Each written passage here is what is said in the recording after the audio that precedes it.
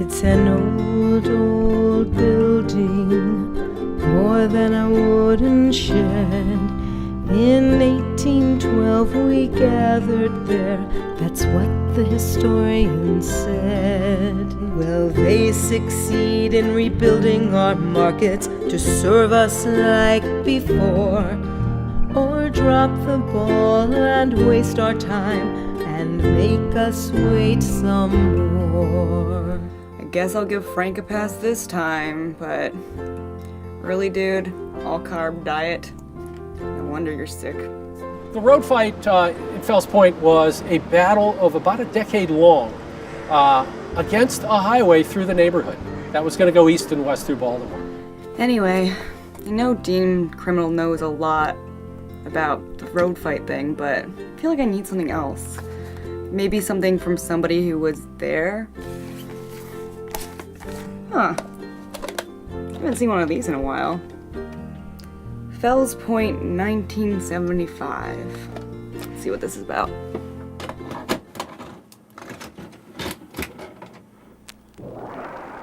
I believe at that time it was 8 or 10 lanes. It would have wiped out the entire center block of Thames Street all the way to Lancaster. And determined at that time that I would do what I could to save it. That was 10 years ago this month. You know, we're still working on it.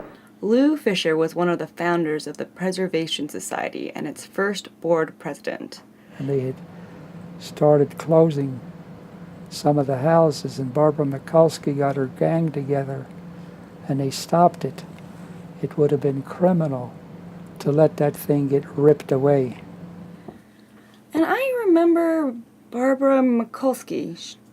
She was the U.S. Senator, but before that, she was one of the key players in helping win the road fight. I think I remember her talking about that a while ago. I think I might have it saved on my phone. Let me see. For me, I was told about this by some young people who were working in the community. They were at the University of Maryland School of Social Work, and they said, people are afraid to fight. They're afraid to take on City Hall. They're afraid of the bosses. They're afraid of the political machine. They were told they'll lose their job if they're going to get into the fight. They're trying to choose between losing their home or losing their job. And I said, well, you can fight this. There are ways that you can fight this. I heard about the lawsuit, the Preservation Society. So we had a meeting at St. Stanislaus Church, and I said, we can fight this. If Bertha's ready to flex her muscles, I'm ready to get into this. And I said, but what we need to do is to give ourselves a militant name. And after a couple of shooters of Uso, long before Uso had a bay, we gave ourselves a militant name. It was called SCAR, Southeast Council Against the Road. And we formed a citywide coalition called MAD, Movement Against Destruction. All of the properties in the demolition line in Fells Point had been taken by the state, except for 3. And Barbara had her staff research and found the owner of the house on Ann Street that Tony and I now have restored and lived in. Barbara established an office there with a telephone number, so it was legitimately her property. And you can imagine Barbara if the bulldozers had come down, and they threatened twice in that, so she was going to stand there and defy those bulldozers, all of them, not the longest lady, but one of the shortest. So Channel 13 showed up, and they said, Barbara, why don't you talk? Well, not being dainty, but nevertheless a little fearless, I jumped up on a table, and I said this. The British couldn't take Fells Point, the termites couldn't take it, and by God, the state's roads commission can't. Oh, what's this? Fells Point, out of time.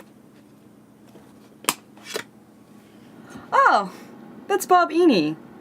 He used to draw pictures on the napkins at Bertha's.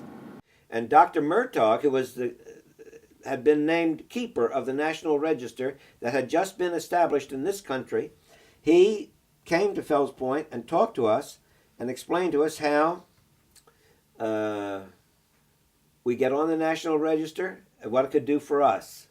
Because if we got on the National Register and somebody and the highway wanted to come through, the National Register said that you cannot spend any federal money to destroy anything listed on the National Register.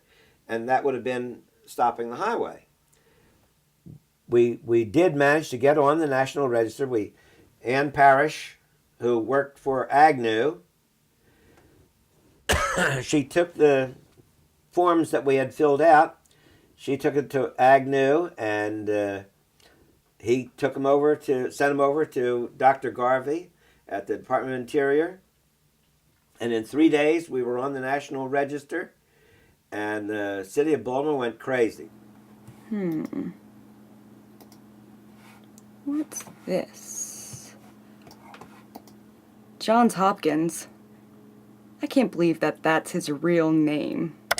So Fells Point becoming a National Register historic district happened before my time at Baltimore Heritage, and it was really as part of the effort to prevent a federal highway from coming through the neighborhood.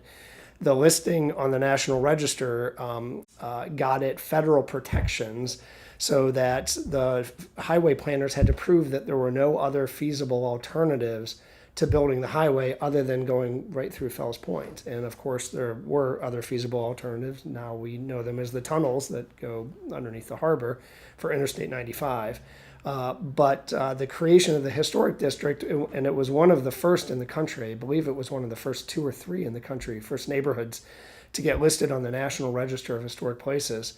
So very, very early on, utilizing that tool for historic preservation. And I think really Fells Point's nationally one of the great success stories for how historic preservation was picked up and used actively by residents back in the 60s and 70s to try to preserve their neighborhood, and then again to try to revitalize their neighborhood.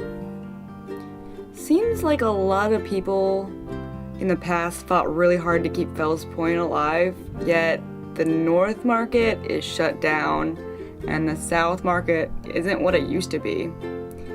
It couldn't just be because of McDonald's and grocery stores, can it?